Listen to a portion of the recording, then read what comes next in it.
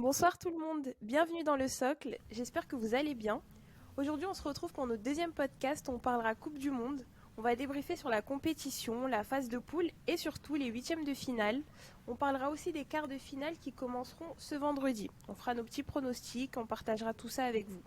Pour cela, je serai toujours accompagnée de Constantin et Michael. Les gars, comment ça va? Ben écoute, moi ça va. J'espère que tout le monde va bien. Je suis content de vous retrouver. Ça fait un petit moment. Donc j'ai hâte de commencer comme lors de la première fois. Bonsoir à la team, bonsoir à tous les auditeurs. Moi, je suis un peu malade, mais comme ça fait tellement longtemps qu'on ne s'est pas parlé, j'étais obligé d'être présent. J'espère que vous, tout le monde va bien. Et je suis prêt, on peut commencer. Ok, bah nickel. Bah juste avant de commencer, je tenais quand même à tous vous remercier, en tout cas à tous les gens qui nous ont donné de la force pour le premier podcast. Franchement, merci beaucoup. Continuez à commenter, partager et à nous suivre sur Instagram.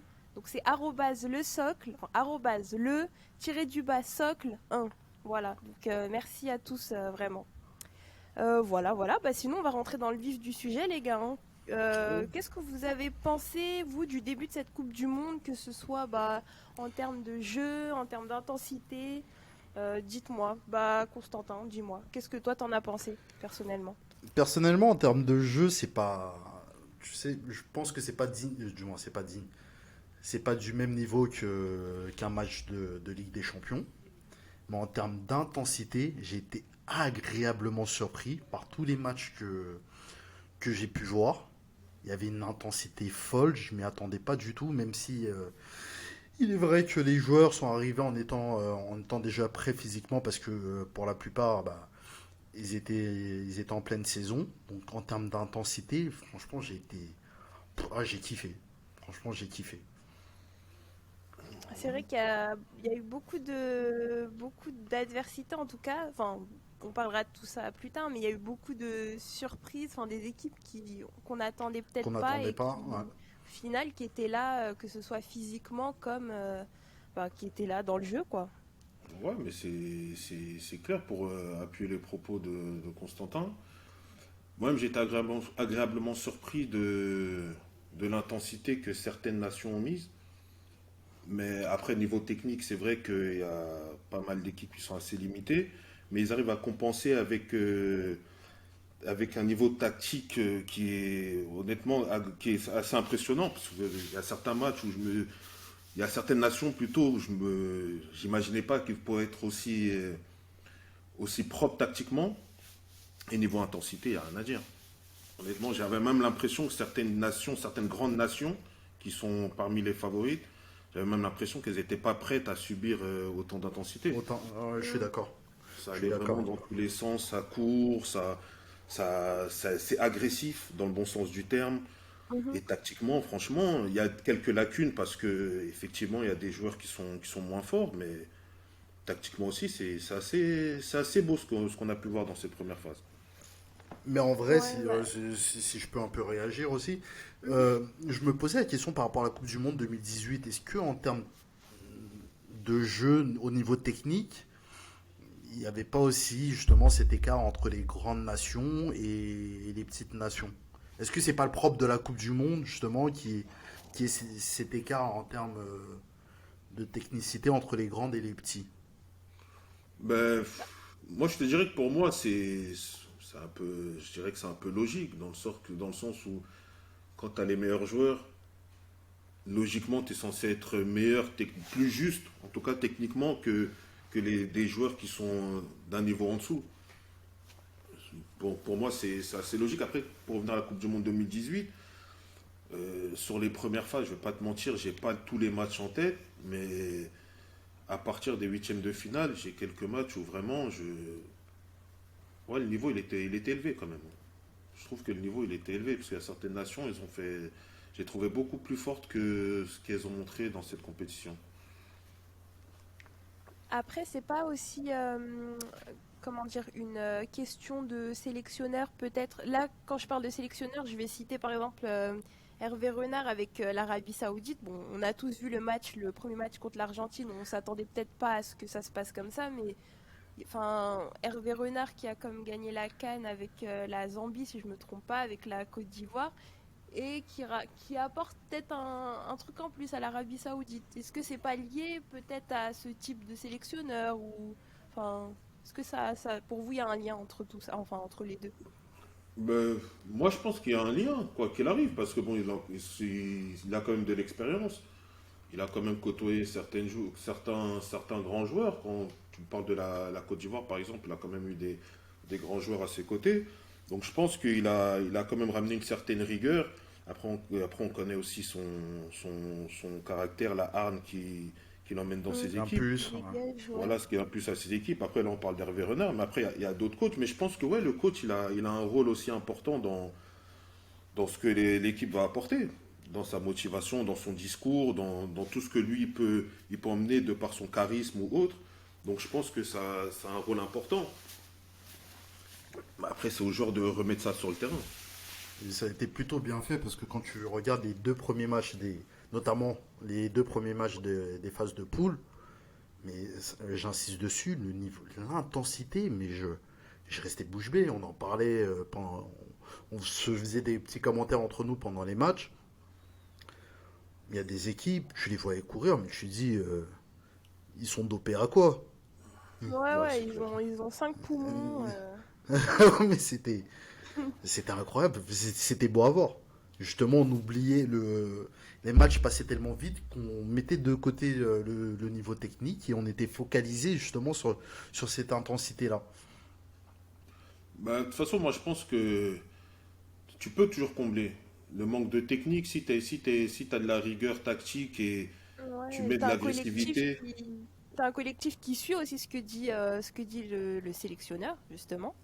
Exactement. Et que tu mets de l'agressivité dans le bon sens du terme. On ne demande pas de casser des jambes, mais que tu montres que tu es présent, que tu cours, que chacun fait les efforts les uns pour les autres. Je pense que le niveau technique, il peut se combler. Après, sur toute une compétition, c'est dur parce C'est que c'est long. Tu rencontres différents adversaires ils vont appréhender les matchs différemment. Peut-être qu'il y a des nations aussi qui prenaient certaines équipes à la légère en début de compétition en se disant que ça allait être facile.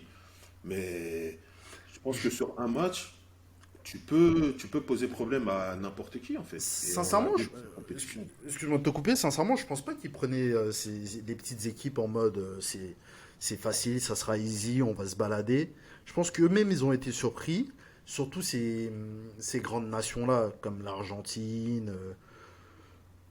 Ouais. Comment comment le dire? Non, mais tu parles de. Je vais te couper, s'il te plaît, tu me parles de l'Argentine. Moi, honnêtement, je pense que l'Argentine, quand ils sont arrivés lors de leur premier match contre l'Arabie Saoudite, ils sortaient, comme on s'était dit lors de du premier podcast, ils sortaient d'une série d'invincibilité, vainqueur de la Copa América, etc. Bref, on connaît l'histoire. Je pense que Mm. quand ils sont arrivés face à l'Arabie Saoudite, ils se sont dit on n'a pas besoin de forcer. Ouais, ils ont Ils ont vu la minimisé un proposition de peu l'Arabie l'équipe en Saoudite, je pense face. qu'ils se sont dit qu'on n'a pas besoin de forcer, ça va passer. Mm. Et surtout quand ils ont mis en ouvrant le score, à Ils se ce sont moment-là, dit, ils se sont le dit qu'en plus face, dur ça est fait. allait Ouais, c'est s'effondrer. fini, ouais. Mm. Et une fois que tu rentres comment dirais-je, dans une mentale où tu t'as pas tu te donnes pas à 100%, je dirais pas que tu te donnes pas à 100%, mais que Dans la tu gestion, sous-estimes l'adversaire, tu es plus dans la gestion que dans le fait de dire que je vais enfoncer le clou et que l'adversaire il commence à renverser la vapeur, c'est dur de reprendre le dessus sur ça. Et je pense que réellement, il y a beaucoup d'équipes à qui ça arrivé. c'est là où je suis pas trop, du moins, où on diffère un peu dans la vision. Moi, je pense vraiment qu'ils étaient dans la gestion, dans le sens où l'intensité qui était mise par les plus petites équipes ou celles qu'on attendait le moins, ces grandes équipes-là se sont dit, pendant un mois, tenir comme ça un mois, c'est impossible. Physiquement, ça sera impossible. Donc, je pense qu'ils étaient plus dans la gestion, sûrs de leur force. Ils ont été troublés à certains moments, mais ils étaient sûrs de leur force et ils sont dans la gestion. Ils savent que justement une Coupe du Monde c'est un mois, c'est pas simplement le fait de passer les phases de groupe ou de poule, je sais pas comment on le dit. Mm. Moi je vois plus qu'ils étaient dans la gestion parce que on regarde bien notamment les grosses équipes, les équipes européennes, les grosses équipes sud-américaines. C'est pas les équipes en termes d'intensité qui nous ont marqué quoi. Mais Non, mais tu parles de gestion, mais dès le premier match, gérer, enfin, être en mode gestion, enfin, mais ça leur a quand même coûté des points. c'est là On où je... peut citer plusieurs équipes aussi, bah, l'Espagne qui était en gestion entre guillemets contre le Japon, au final, ils ont fini mais deuxième de leur groupe et puis on connaît la suite, quoi. Donc, c'est là où c'est là où j'en ai en arrivé. C'est qu'à partir du moment où tu dis que tu viens, tu commences un match en disant on va être dans la gestion pour la compétition, c'est que dans ta tête tu te dis que tu vas aller loin. À partir du moment où tu te dis que tu vas aller loin, c'est que tu te dis que déjà la phase de poule, tu vas la passer sans problème. Donc inconsciemment déjà, en étant dans la gestion, tu te mets au-dessus de l'adversaire qui est en face de toi. Je comprends. Hein. Donc c'est pour ça que je dis que je pense qu'ils ont pris certaines équipes à la légère, parce que personne, à part vraiment ceux qui ont des petits coups de folie ou quoi, personne n'aurait pu croire, par exemple, que l'Argentine allait perdre contre l'Arabie Saoudite. Surtout quand tu vois l'ouverture du score, tu te dis que ça va finir comme ça va être le Portugal, tremplin et Suisse puis ouais. ou Brésil, Corée. Et c'est pour ça que j'en reviens en fait que quand tu es dans la gestion, moi je pense que tu peux pas te donner à fond. En étant dans la gestion, c'est-à-dire que tu veux éviter Bien les sûr, blessures, oui. tu veux éviter de te faire trop mal parce que la compétition va être longue, Donc, etc. Et on a vu, il y a des équipes comme l'Allemagne par exemple, je dis pas qu'ils ont été dans la gestion, mais il y a des équipes comme l'Allemagne qui sont passées à la trappe. C'est-à-dire que l'Argentine elle-même qui part dans un état d'esprit en se disant qu'on va gérer, ils ont dû batailler les 2 derniers matchs pour se qualifier parce que c'était pas donné. Ils auraient pu sortir, même au dernier match, ils auraient pu sortir. Tu vois, et c'est pour ça que moi je parle du fait de sous-estimer les adversaires. Je pense qu'ils ont été surpris et ça aurait pu leur porter préjudice. Bon, c'est pas le cas pour certaines équipes, mais d'autres équipes, comme l'Espagne par exemple, on a vu ce que ça a amené. Hein. C'est Ouais, clair. c'est Mais retour à nous. l'Espagne, excuse-moi de te couper, Daniela, l'Espagne, l'un des favoris d'une certaine. on en parlera tout à l'heure. Il y a pas de Je prends mon mal en patience, il n'y a pas de problème. Mais moi j'avais une autre question. Est-ce qu'il y a un match ou un moment de cette phase de poule que vous retenez plus que les autres? Enfin, par exemple, moi ce que je retiens, bah, c'est plus le groupe E, en tout cas la dernière journée où on ne sait pas si c'est l'Espagne qui va se qualifier, si c'est l'Allemagne Ah, qui mais se c'était qualifie. magnifique. Le Japon est premier, deuxième. Enfin, franchement, c'était beau. C'est là où tu vois l'esprit de la Coupe du Monde. Tu dis qu'il Exactement. n'y a pas de petites ou grandes équipes. Donc vous Mais, qu'est-ce que, ouais, un truc qui vous a marqué? Moi, pour rebondir à ce groupe-là, mais ce soir-là, encore une fois, j'en reviens à ce qu'on disait tout à l'heure. Mhm, En termes techniques, c'était pas fou. Mais en mhm. termes d'intensité, de suspense, mais je me suis régalé. J'avais ma télé, ma tablette pour pouvoir suivre les deux confrontations. C'était magnifique. Je me suis régalé. Non, c'est clair que ce groupe-là était beau. Après, moi, je vais pas te mentir, moi, le match qui m'a marqué, c'est. Enfin, le match qui m'a marqué. Le match où. Ouais, qui m'a marqué, on va dire ça comme ça. C'est comme j'ai dit, c'est Arabie Arabie Saoudite, Saoudite et Argentine. Argentine. C'est le Mhm. premier match de l'Argentine que j'ai mis dans mes favoris, qui sortait, comme on nous a dit, invincibilité, etc. Et se faire battre par l'Arabie Saoudite de cette manière-là, c'est-à-dire que c'est pas l'Arabie Saoudite, ils ont fait un hold-up et ils ont gagné le match sur une tête Ah oui, non, non, ils ont joué pour gagner. non, c'est vraiment, ils ont joué pour gagner, ils ont bien joué. Il y a même des moments où ils ont dominé cette équipe d'Argentine.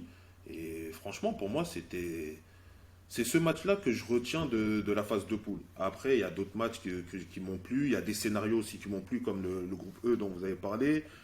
C'est des scénarios qui m'ont plu. Mais moi, ça serait ce match-là. Enfin, j'ai Bien sûr. deux éléments du moins, il y a deux éléments qui m'ont marqué. C'est le match de l'Argentine et bien obligatoirement le Olivier Giroud qui passe devant Thierry Mhm. Henry. Parce que bon, c'est quand même historique ce qu'il a fait. Bah ouais, ouais. Mais en termes de match, c'est le match de l'Argentine. Pour ma part, c'est le match de l'Argentine Le contre match de l'Arabie Saoudite. l'Argentine, et je rajouterais même par rapport à ce match-là, la phrase mythique de cette Coupe du Monde. Where is Messi? De ce supporter saoudien. Where is Messi? C'est magnifique.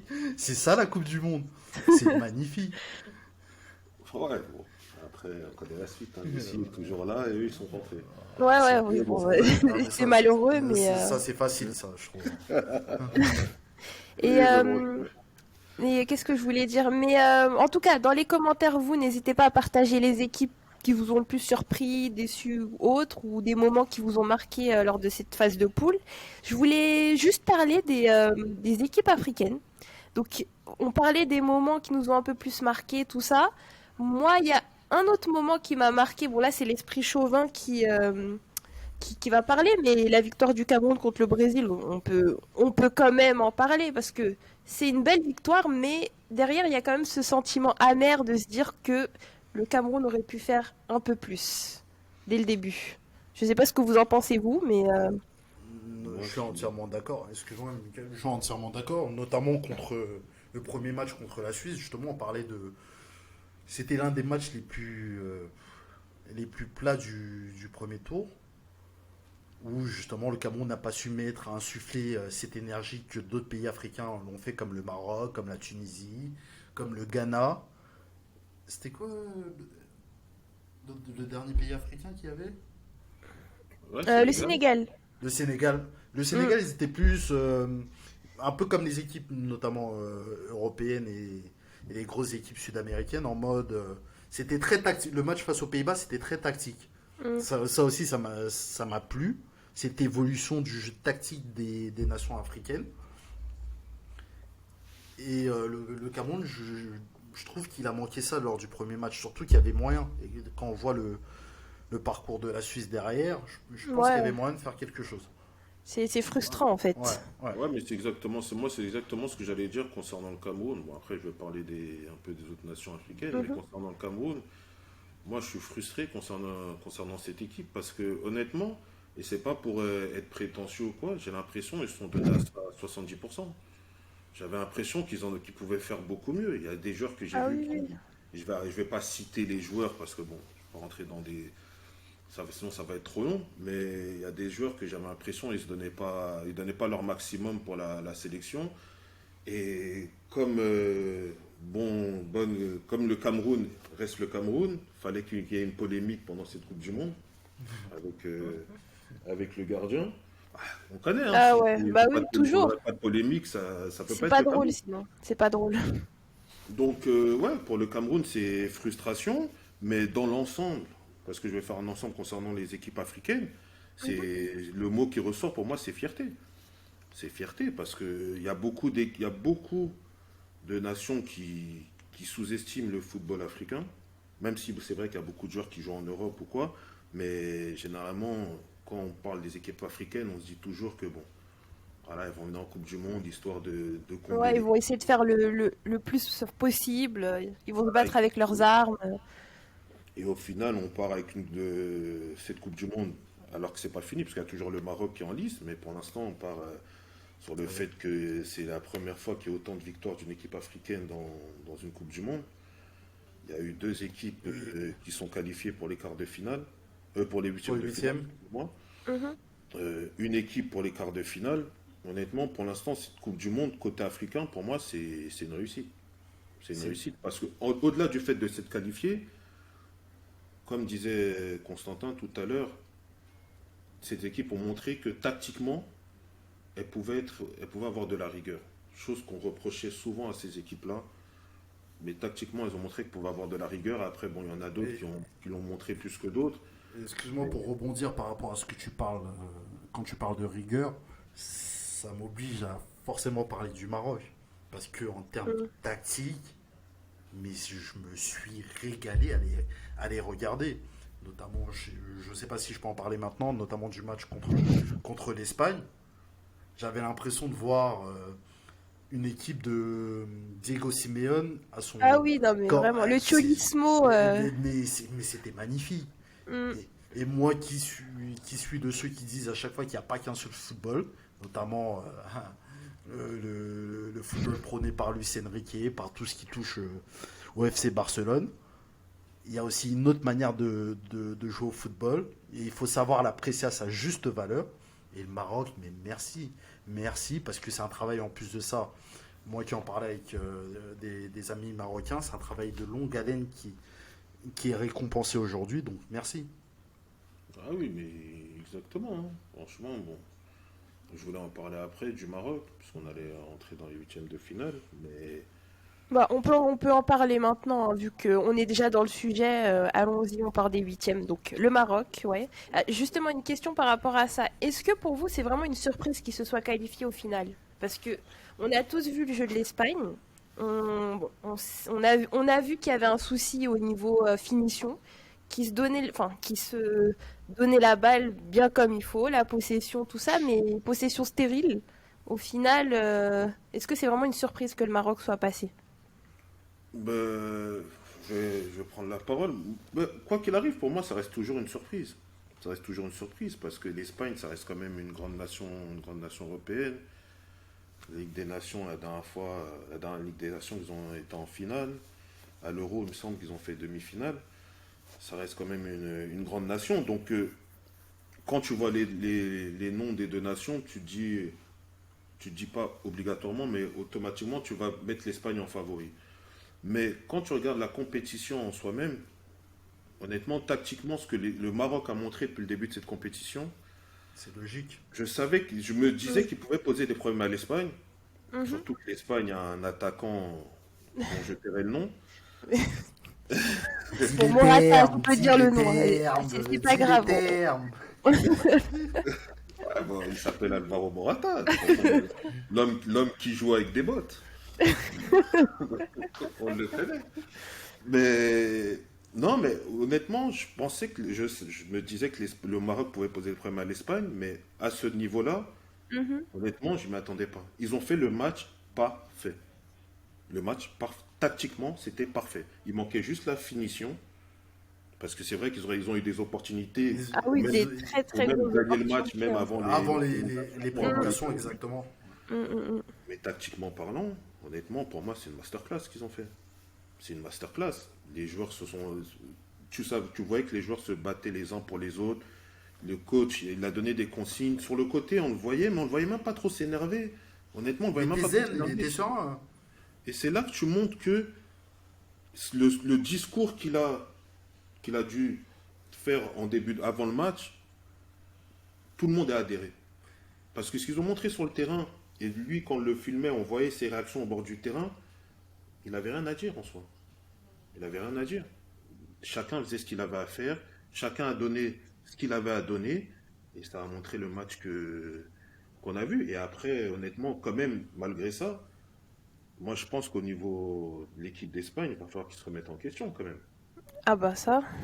C'est pas Avant- normal d'avoir autant de ju- possession Juste, Et- et si peu d'occasion. excuse-moi de te couper, Michael. Avant de parler de l'Espagne, je voulais encore une fois rebondir parce que vraiment c'est exceptionnel. C'est exceptionnel sans l'être dans le sens où je m'explique justement.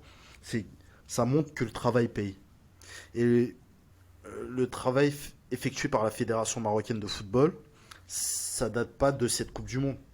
Ça date pas de la dernière CAN où ils ont eu un peu de difficulté à aller plus loin durant la CAN. Le travail qui était fait auparavant, cette récompense-là, voilà, aujourd'hui, leur quart de finale récompense ce travail-là. Et montre l'exemple à suivre pour beaucoup de nations africaines, notamment des nations africaines qui possèdent des binationaux qui jouent en Europe, ce genre de choses-là. Oui, moi, je suis entièrement d'accord, hein. Honnêtement, je suis de ce côté-là. De toute façon, on ne peut que saluer ce qu'a fait le Maroc. On ne peut que les saluer, on ne peut que les féliciter, on ne peut que les encourager à continuer dans ce sens-là, parce que pour l'instant, on parle de quart de finale, mais c'est pas fini. C'est pas fini. Moi, comme je l'ai dit depuis, à partir des huitièmes de finale, tout est possible. Tout est possible. Donc, franchement, bravo à eux. Et qui Bravo et continuent comme ça. merci. Bravo et merci, comme tu dis. Et on va les soutenir jusqu'au bout, hein. Jusqu'au bout. Et tout comme le Japon, bravo et merci Mm. aussi. Parce que moi, personnellement, c'était une de mes belles surprises de la compétition. Donc bravo et merci à ce type d'équipe-là.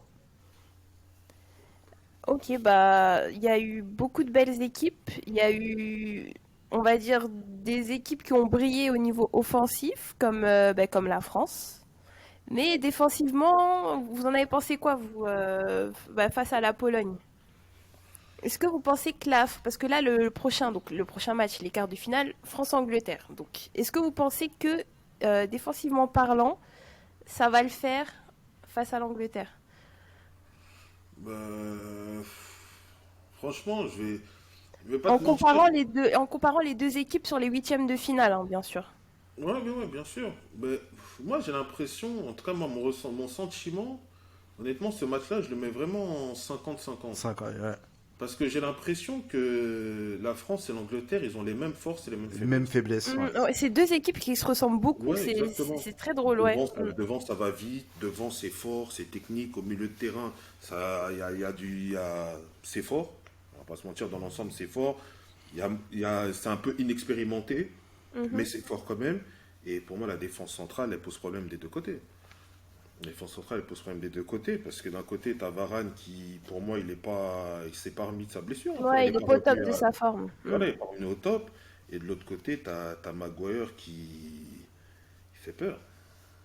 Honnêtement, pour moi, il fait peur. Même si, avec l'équipe d'Angleterre, il a un niveau au-dessus de ce qu'il montre avec Manchester. Mais dans l'ensemble, honnêtement, il fait peur. Il fait peur. Donc, pour moi, c'est 50-50. Honnêtement, c'est 50-50. Je sais pas ce que vous en pensez dans l'ensemble, mais c'est 50-50. Ok. Et Constantin, un avis sur ça? France-Angleterre, Ouais. bah, comme il a dit, c'est deux équipes avec beaucoup de similitudes, un grand attaquant, des joueurs sur les côtés qui vont très vite. Enfin, Southgate a compris que bah, tu peux pas te passer de Phil Foden. Je comprends pas. Sincèrement, ok, il a fait des bêtises dans le passé, mais au bout d'un moment, je sais pas C'est le comment terrain elle qui est. parle. Tu dis, j'ai pas compris. Moi, je dis, c'est le terrain qui parle. Ouais, exactement. Je sais pas comment il est dans la vie de groupe, mais dès qu'il est sur le terrain, mais ouais, voilà, on connaît Phil Foden. On connaît le danger qu'il apporte. Malheureusement pour la France, je pense qu'il sera titulaire pour ce quart de finale-là. Euh, L'avantage de la France, c'est d'avoir je suis obligé de parler de mon De ton poulain. chouchou, mon poulain, mon petit, de Kylian. Tant que Kylian il est à ce niveau, et en plus de ça, notamment le dernier match face à la Pologne, je pense que c'était l'un de ses. Pardon, Match les l'un de plus ses. aboutis. Pas le plus abouti. Pour moi, c'était le match son plus mauvais match de la compétition. D'accord. Vraiment. Beaucoup de pertes de balles. Il était bien en première mi-temps, la deuxième mi-temps Mhm. était très compliquée, beaucoup de pertes de balles. Il avait par moments des possibilités de partir en contre-attaque, il faisait pas toujours le bon geste, soit il poussait trop la balle, soit ceci, soit cela. Mais avec trois éclairs de génie, parce que ça passe, oh là là, mais c'est un régal. Ça passe sur Olivier Giroud, c'est un bijou. Il a trop côtoyé Neymar. Ah, c'est clair bah, il est décisif, hein. C'est ce qu'on lui C'est ce qu'on demande. demande. Mhm. Il est décisif. Après, c'est vrai que moi, comme j'en parlais avec Constantin après le match, moi, je trouve qu'il se fatigue trop. Et il se fatigue pas pour les bonnes raisons, en fait. C'est puisqu'il défend pas. Donc, je peux même pas dire qu'il défend beaucoup, donc il se fatigue. Je pense qu'il se fatigue trop parce qu'à chaque fois, il veut partir de trop loin. Il veut partir de trop loin, balle au pied, au lieu de. Il sait qu'il va plus vite que tout le monde. Il sait qu'il est technique, il sait qu'il est fort, etc. Et je pense que il se met parfois dans des registres qui lui desservent plus que lui rendre service. Il y a des espaces qu'il peut prendre, il les prend pas, il préfère la demander dans les pieds pour partir balle au pied. Et à force de répéter ces efforts-là, les répéter, pour moi, il perd beaucoup en lucidité sur certains gestes simples. Et pour moi, il perd cette lucidité parce que, comme je disais juste avant, il se fatigue trop. Au départ, j'étais d'accord avec toi, mais justement, quand tu regardes ce match-là, en l'occurrence, comme je le disais tout à l'heure, pour moi, c'est l'un de ses plus mauvais matchs depuis le début de la Coupe du Monde. Mais tout est relatif quand je dis l'un des plus mauvais par rapport aux autres, Mhm. hein. Oui, Mhm. Parce oui, que bien sûr. même s'il est mauvais, son niveau fait en sorte que lui, Ouais. il est quand même au-dessus des autres. Mais quand tu t'analyses ces deux buts qu'il a marqués, mais tu te rends compte que justement, ce que nous, on pense que c'est futile, il n'a pas besoin de le faire, bah, c'est ce qui travaille, c'est ce qui lui donne cette possibilité à la fin. Bah, le défenseur, il sait plus quoi. Qu'est-ce qu'il va faire, le bonhomme? Est-ce qu'il va partir? Est-ce qu'il va frapper? Parce qu'en plus, avant ces deux buts, il a tenté une frappe où il ferme son pied premier poteau un peu à ras de terre. Ouais. Et c'est des choses qui, foncièrement, ça trouble un défenseur. Ça trouble une défense. Ça trouble, ouais, ça peut troubler la défense. De par son jeu, il va troubler la défense parce que de toute façon, il peut provoquer, il peut prendre de vitesse, il peut prendre la profondeur, etc. Mais en fait, moi, c'est plus dans le fait que, pour moi, la profondeur, il la prend pas assez. Avec les capacités, les qualités qu'il a, la vitesse qu'il a, la profondeur, je trouve il la prend pas assez, justement. Il la Et prend pas assez, il préfère toujours enfin, toujours, il préfère souvent recevoir le ballon dans les pieds et aller provoquer. Je veux bien, parce il a la qualité pour le faire. Il a la technique, il a la vitesse, comme j'ai dit, il a tout pour le faire. Mais il y a des espaces qu'il peut prendre, justement, qui lui éviteraient de devoir faire toutes ces choses-là. Toutes ces choses-là, et qui lui donneraient un boulevard où il a juste à pousser, arriver devant les cages, soit faire la passe, soit frapper, ou Et autre. là, Et c'est pour ça que je trouve que, moi, pour ma part, en faisant ça, on demandait souvent le ballon dans les pieds, je trouve que ça le fatigue beaucoup. et là où je suis un peu dans ton sens, notamment par rapport à ce futur match contre l'Angleterre, je pense que la clé réside de ça. La différence avec l'équipe de France, c'est que la défense de l'équipe de France, c'est pas une défense qui est lente. Donc si l'équipe de France arrive à avoir justement ce joueur qui demande dans le dos des défenseurs centraux anglais, parce qu'on connaît tous Walker, pour le prendre de vitesse, il faut se lever tôt. Ouais, ça va être compliqué. Il faut se lever très très tôt. Mais dans le dos des deux défenseurs centraux, je pense que c'est là où il y a quelque chose à faire.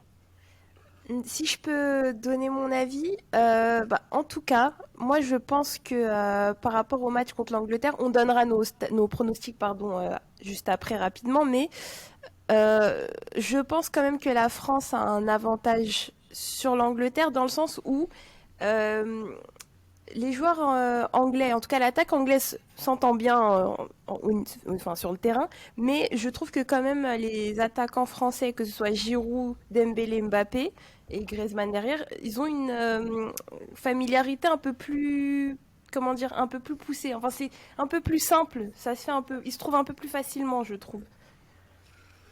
Je trouve un peu plus facilement, Ouais, dans l'ensemble, c'est vrai que... C'est un peu plus fluide Dans l'ensemble, que...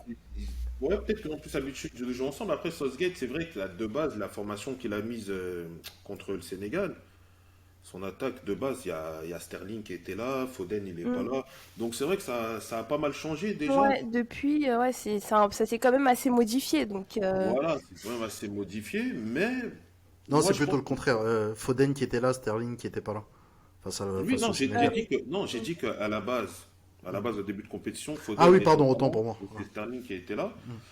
Mais moi, je pense que surtout, et pour ma part, je vais finir sur ça, sur ce match-là, contre l'Angleterre, faut pas que la France, du moins, faut pas que la France pense que c'est Mbappé qui va tout faire. Parce que sur son couloir, il aura quelqu'un. Ouais. Il aura quelqu'un de costaud. Donc, je pense qu'il faut qu'il se serve de lui justement pour essayer de créer des décalages qui vont permettre à d'autres, parce qu'il y a d'autres joueurs rapides dans l'équipe. Bon, quand je dis d'autres, Dembélé en l'occurrence. je parle pas Mm. d'Olivier Giroud, hein. Par Mais contre, enfin, petit mot sur Dembélé, je trouve quand même que, bon, je compare par rapport à la Coupe du Monde 2018, enfin, il a beaucoup évolué. On sent qu'il est beaucoup plus mature, qu'il est beaucoup plus, comment dire, il est beaucoup plus concerné par la tactique, par le travail défensif. Alors, Défensif. ça, franchement, ça n'a rien à voir avec il y a 4 ans.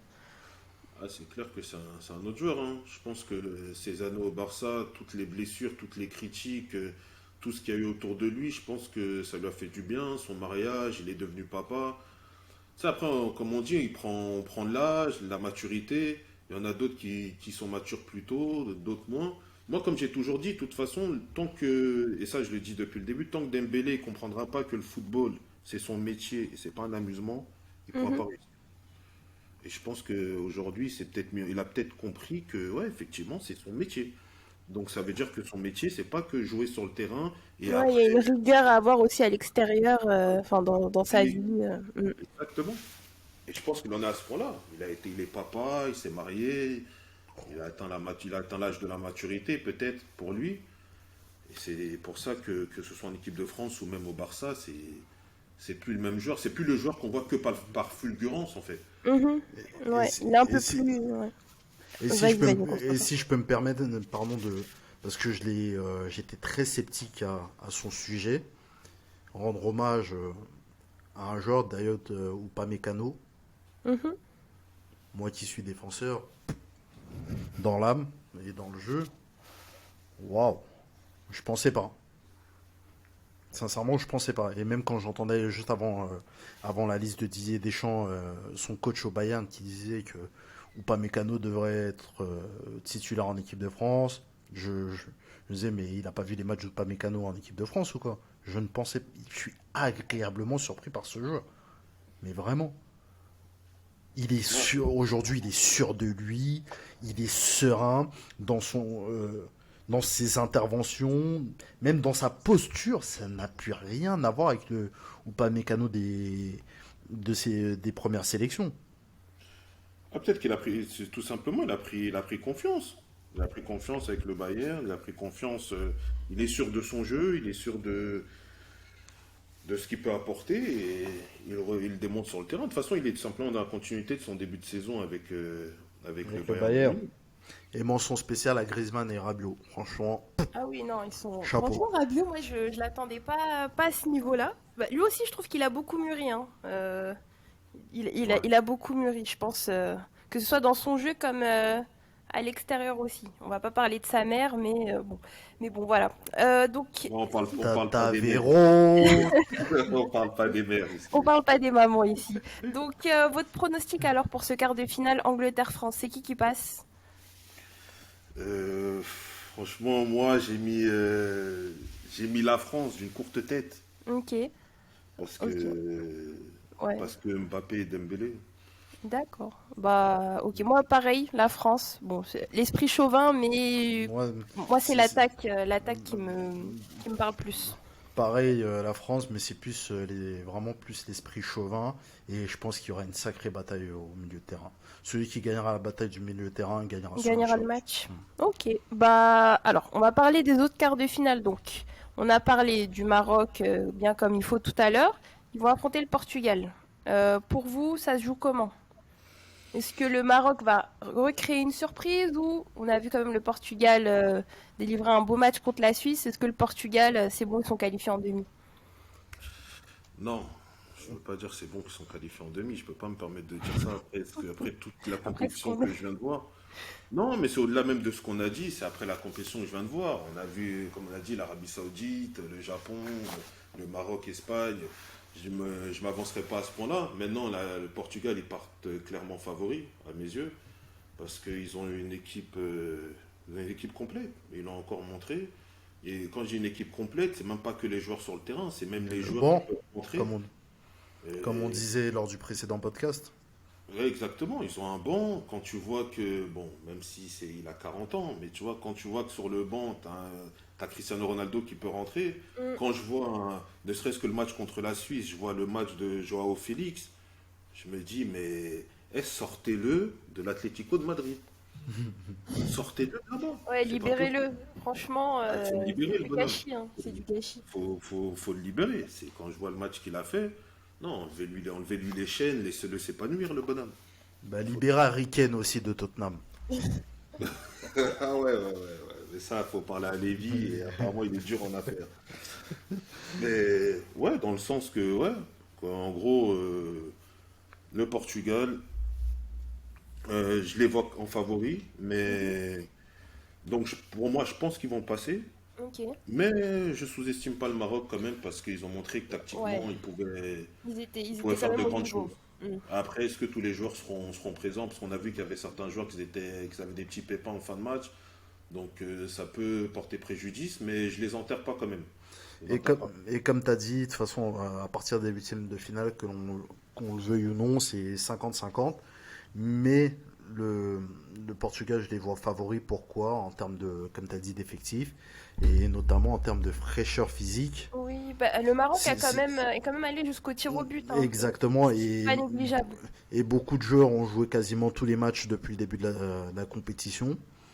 Chose qui n'est pas le cas du côté du Portugal où ils ont pu Ouais, faire il y a eu reposer beaucoup des de joueurs, faire turnover, ouais. tourner. Ouais. Mm. Donc ça joue, quand on parlait d'intensité tout à l'heure, sur la durée d'une compétition, je pense que le Portugal a vraiment su trouver l'équilibre entre les deux.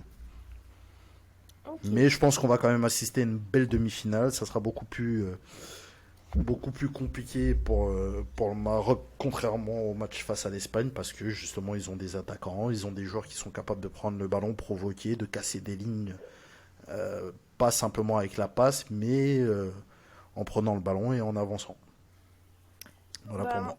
moi, je suis plutôt d'accord avec vous. Je vois le Portugal passer aussi, tout simplement parce que, bon, je vais faire un parallèle bête et méchant, mais je vais comparer avec les voisins espagnols. Tu sens que le Portugal, bah, ils n'ont pas peur de jouer en fait. Ils n'ont pas peur d'attaquer, de perdre des ballons. Enfin, ils y vont à fond et au final, bah, ça fonctionne. Et comme vous disiez, bah, il y a eu du turnover, il y a eu Cristiano Ronaldo qui a été sur le banc, qui rentre et on sait c'est Ronaldo. Donc, enfin, on connaît le personnage, ça ne peut que Tout peut se marcher. passer. Donc, moi, je pense que le Portugal va passer. Ok, ben on passe au. Malheureusement. J'espère pour Ouais, le coup, j'espère qu'on se j'espère qu'on trompe, se hein. trompe, ouais, Ouais, ouais, vraiment. non, non, c'est vrai. Ce serait dommage. Mais bon, on verra de toute façon. On va passer aux deux derniers quarts de finale, donc Croatie-Brésil. C'est un peu une opposition de style, moi, je trouve, hein. La Croatie, ils sont très. Depuis le début de compétition, ils sont. Comment dire? Ouais, Euh, c'est un peu. Je sais pas, je suis pas hyper fan de leur il jeu. n'y a pas de jeu flamboyant. Il y a pas de joueur Ouais, voilà. flamboyant. Je Il n'y a pas trouve. de jeu flamboyant. Après, ils sont dans la continuité de leur Coupe du Monde 2018. Hein, et penalty, prolongation, penalty. Voilà. Donc, si ça peut les emmener loin, tant mieux. Même si je pense que, honnêtement, le Brésil, je pense que le Brésil va passer. Mm. Ça, ce n'est que mon avis. Je pense que le Brésil est au-dessus. Je pense que le Brésil a un meilleur effectif. Je pense que le Brésil joue mieux.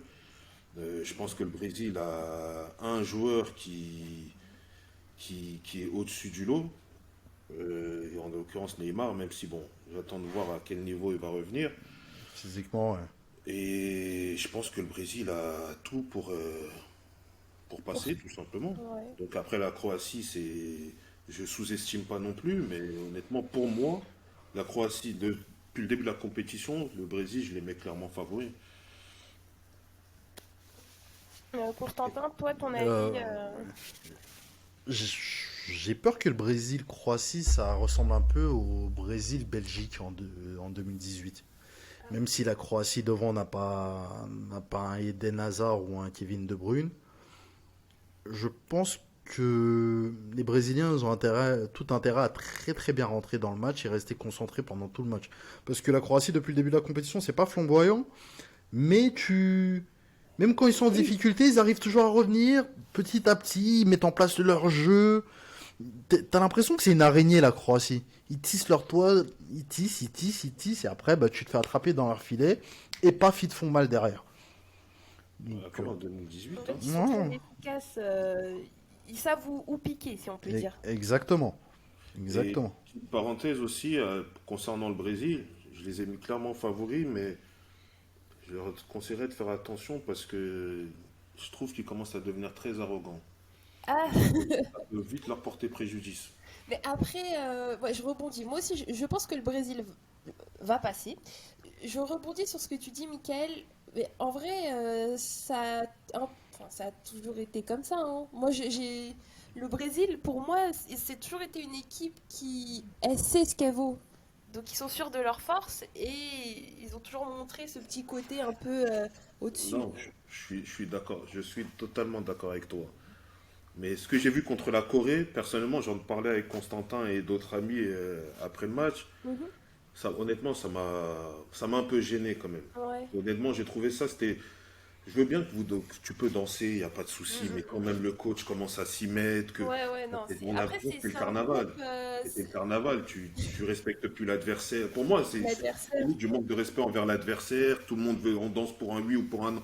Attends, une célébration, ça dure pas 10 minutes, hein. Ouais. Tu danses au poteau de corner, tu cours, tu vas rejoindre un autre copain, vous dansez encore, vous courez, vous allez en touche, tu prends Ouais. tous les remplaçants, le coach, tu danses, tu reviens, limite, tu vas prendre l'arbitre, tu vas le prendre par la main. Non, au bout d'un moment, les gars, c'est quand même un match de foot, un match de Coupe du Monde. Je veux bien qu'il y ait des critiques concernant les danses, etc. Mais comme j'ai dit, c'est attention à l'arrogance. Ouais, faut respecter C'est juste ça, en l'adversaire. fait. Attention à l'arrogance Mm. parce qu'ils peuvent tomber de très haut. Ok, et bah, le dernier match, Pays-Bas-Argentine. Pour vous qui passe, Constantin, vas-y. Pour moi, les Pays-Bas. Et Pays-Bas. pourquoi, Ouais. enfin, quel Pour- pour- critère? c'est les Pays-Bas, ils m'ont pas emballé une seule fois depuis le début de la compétition. Mhm. Ils ont fini, si j'ai pas de bêtises, ils ont fini premier de leur groupe, Ouais. sans leur attaquant vedette Memphis Depay. Ouais. Ils sont qualifiés assez facilement pour les quarts de finale, justement. Contre les États-Unis, ouais. Ils sont solides. Même s'ils ont, encore une fois, ils ont pas, il n'y a pas un seul match, même face aux États-Unis. Tu regardes le match, bah, tu dis, waouh, c'est pauvre. Mm, Mais mm, au mm. final, au Le final, ils résultat, il sont, a... ouais. Et si la mayonnaise prend, et ça, donc là, d'après ce que j'ai vu, ils commencent à être habitués à souffrir. Je pense qu'ils vont laisser la possession aux Argentins et ils vont piquer en contre. Moi, je peux pas être d'accord avec toi. Je suis désolé, hein. Bah, c'est normal. Et pourtant, tout ce que tu dis, je pense la même chose. Mais il y a Léo Messi en face. Et, Mm. Effectivement. et Mais juste ça me fait pencher pour l'Argentine. je suis d'accord avec, je comprends, hein. Mais je me dis, eux, c'est des joueurs qui ont l'habitude justement de jouer contre un Lionel Messi, contre un Neymar. Non, c'est vrai, mais en fait, pourquoi je te dis à Léo Messi, c'est parce que, bon, déjà, c'est Lionel Messi, et t'as vraiment l'impression que toute l'équipe, elle est prête à mourir sur le terrain pour lui. Je sais pas si vous voyez ce que je veux dire, c'est vraiment Ouais, que Bah, surtout les- qu'en plus, en sachant que c'est sûrement sa dernière Coupe du Monde, Ouais, euh, exactement. ils C'est veulent lui vraiment, t'as offrir ça, l'impression que quoi. limite, tout le monde, ils se disent quitte à même perdre un membre, perdre un bras, faut que Messi, on l'emmène jusqu'au bout. Et après, Ouais. pourtant, dans le jeu, honnêtement, c'est pas une équipe, l'Argentine, depuis le début, ils m'ont pas fait kiffer, ils t'ont ont pas fait des emballé. matchs, voilà, ils m'ont pas emballé En plus que fait, ça. en vrai, Pays-Bas-Argentine, c'est un peu c'est le même combat, hein, moi je trouve, hein. Dans le sens où les deux équipes sont pas folles, mais elles vont se battre, entre guillemets, avec leurs armes. Bon, il y a une arme peut-être un peu plus puissante d'un côté que de l'autre, mais ouais, Non, c'est vrai. Après, les Pays-Bas, ce que je peux dire sur eux, c'est que bon, c'est un groupe qui se connaît bien. Tu vois, c'est un groupe qui se connaît bien. Ça fait longtemps ils jouent ensemble. Ils jouent ensemble. Tu vois, ils sont sûrs de leur force. J'ai l'impression en fait qu'il n'y a pas de jeu flamboyant, mais ils paniquent pas. Tu vois, j'ai pas le sentiment d'une équipe qui a peur, qui se dit que bon, on va se regrouper derrière parce que en face c'est chaud ou quoi que ce soit. C'est une équipe, j'ai l'impression, même quand il y a des occasions, quoi, c'est pas une équipe qui va se dessouder ou quoi que ce soit. Ils sont sûrs de leur force en fait, tout simplement. Donc, comme il dit, il n'y avait pas même fils de paille. Mais moi, je mettrais l'Argentine, comme je dis, juste parce que Lionel Messi. Mm. Juste parce que Lionel Messi, parce que vous savez ce qu'il Oui. représente pour moi, ce joueur-là, et je peux pas aller contre. Ok, bah, on va conclure sur ça, sur cette jolie phrase de fan de Lionel Messi. En À la Messi. bon, en tout cas, on va suivre les quarts de finale. Vous, en commentaire, n'hésitez pas, hein, à dire qui va passer, à nous faire partager vos avis, vos Pronostic. pronostics sur ces matchs-là. En tout cas, le socle, bah, c'est fini pour aujourd'hui. On se retrouve bientôt pour un nouveau podcast. Et puis voilà, hein, bonne nuit à tous en Ouais, tout cas. peut-être pour les demi-finales. Peut-être, ouais. Ce Donc, serait sympa, ouais. donc En voilà, tout bah, gros cas, bisous merci à à tout tous, le hein. monde. Merci à Merci, merci. Bonne soirée à vous. Merci l'équipe.